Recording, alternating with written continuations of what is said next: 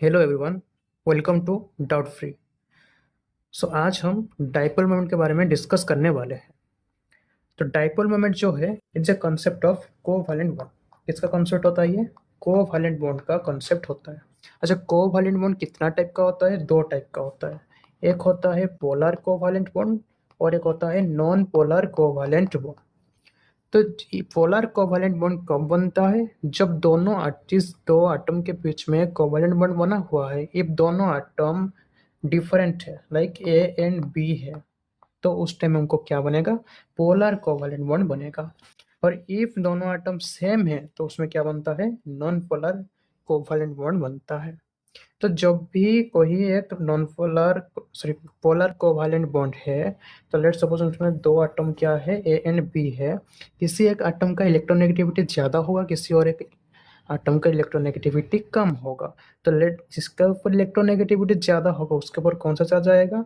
Partial negative charge आएगा। और जिसका इलेक्ट्रोनेगेटिविटी कम है उसके ऊपर कौन सा चार्ज आएगा? पार्शियल पॉजिटिव चार्ज आएगा। तो कहीं ना कहीं कोवैलेंट बॉन्ड में अभी कहीं क्या आ चुका है? चार्ज आ चुका है।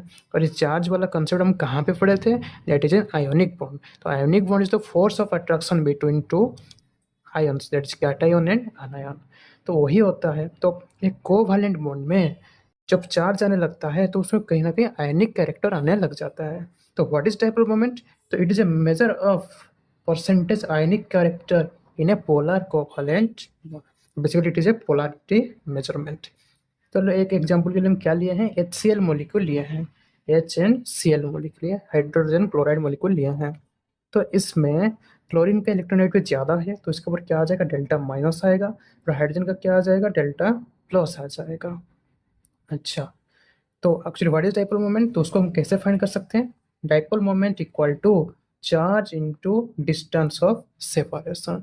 Dipole moment equal to charge into distance of separation. ध्यान से देखना, लेट सपोज ये एक चार्ज है प्लस क्यू चार्ज है, एक चार्ज है माइनस क्यू चार्ज है, और उनके बीच में सेपरेशन क्या है? दैट इज आर, या डिस्टेंस या सेपरेशन या चार्ज सेपरेशन इज आर। तो what will B dipole moment? That is charge into distance of separation. अच्छा, अच्छा, इसमें डाइपोल मोमेंट का तो मैग्नीट्यूड तो यहाँ से हमको मिल जाएगा। कहाँ से? Charge into distance of separation से। अच्छा, इसका एक डायरेक्शन भी होता है। तो डायरेक्शन कहाँ से आएगा? ध्यान से देखना, डायरेक्शन डायरेक्शन आएगा जिसके ऊपर नेगेटिव चार्ज आ रहा है, जिसके ऊपर नेगेटिव चार्ज आ रहा है, और उसके तरफ क्या होता है? उसका डायरेक्शन होता है। मतलब इफ इलेक्ट्रॉन कहाँ से less electronegative to more electronegative की तरफ आया हुआ है, तो इसका मतलब वही है। तो उसका जो डायरेक्शन होगा वो लेस इलेक्ट्रोनेगेटिव से मोर इलेक्ट्रोनेगेटिव तक आएगा। ध्यान रखना। तो जो डायरेक्शन होता है उसका, इसमें बहुत अच्छे से देखना। तो उसको हम ऐसे दिखाते हैं कुछ, जिसका इलेक्ट्रोनेगेटिविटी जिसका इलेक्ट्रोनेगेटिविटी ज़्यादा होता है उसके तरफ क्या होता है? हेड होता है। और जिसका इलेक्ट्रोनेगेटिविटी कम होता है उसके तरफ क्या होता है? उसका टेल होता है। तो this is the direction of the dipole moment. ध्यान रखना। तो डाइपोल मोमेंट क्या था? तो dipole moment equal to charge into displacement. तो ध्यान रखना। तो डाइपोल मोमेंट में बोथ क्या है? मैग्नीट्यूड भी है और साथ में क्या था? डायरेक्शन भी था। तो इसलिए इसको क्या बोलते हैं हम? It is a vector quantity. समझ में आ गया होगा। नेक्स्ट चलते हैं। Direction of dipole moment is from less electronegative atom to more electronegative atom. तो डिस्कस कर चुके हैं हम। इसका यूनिट क्या होता है? डीवाई बोलते हैं। क्या बोलते हैं? डीवाई।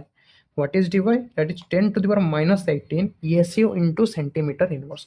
तो ध्यान रखना इसका, 1 debye equal to 10⁻⁻18 into ESU into centimetre inverse. अच्छा, इसको कैसे मेजर करते हैं?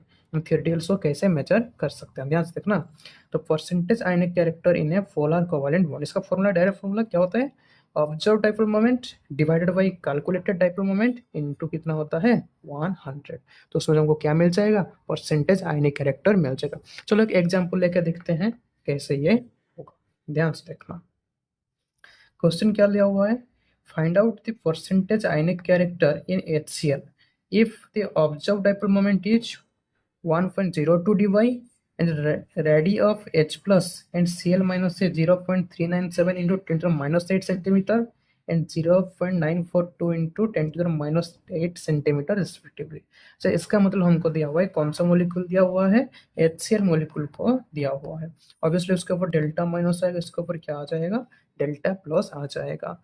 तो यही वोल्ट, इसके ऊपर चार्ज लेट सपोज कितना होगा, इसके ऊपर +1 होगा, इसके ऊपर कितना आएगा, -1 आएगा। तो टोटल चार्ज तो कितना आ रहा है, 1 इलेक्ट्रॉन का ही चार्ज आ रहा है।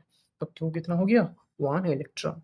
अच्छा, हमको दिया हुआ है कैटायन का रेडियस कितना दिया हुआ है, R प्लस का 0.3972 × 10⁻⁸ सेंटीमीटर। सिमिलरली सी माइनस का दिया हुआ है 0.942 इंटू 10⁻⁻8 सेंटीमीटर। तो what will be distance, obviously हम लोग को मालूम होना चाहिए, distance is equal to the radius of cation and anion. तो मिला दिया हम दोनों को और फाइनली कितना आ चुका है, 1.339 इंटू 10⁻⁸ सेंटीमीटर आ चुका है। अच्छा, तो म्यू का फॉर्मूला क्या था, the formula of mu was q into d. क्या था, formula of the mu was q into D.